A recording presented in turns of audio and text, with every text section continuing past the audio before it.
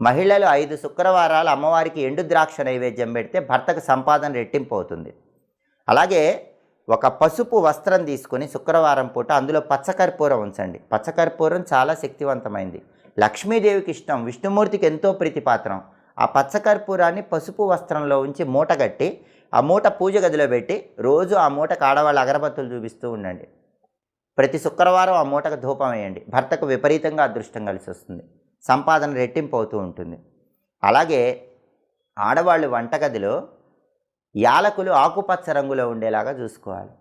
చాలామంది ఆడవాళ్ళ వంటగదిలో యాలక్కాయలు ఎండిపోయి ఉంటూ ఉంటాయి. యాలక్కాయలు ఎప్పుడు ఎండిపోకూడదు. యాలకులు ఆకుపచ్చ రంగులోనే ఉండాలి. ఆకుపచ్చ రంగు యాలకులకు ధనాన్ని ఆకర్షించే గుణం ఉంటుందని పరిహార శాస్త్రంలో చెప్పారు.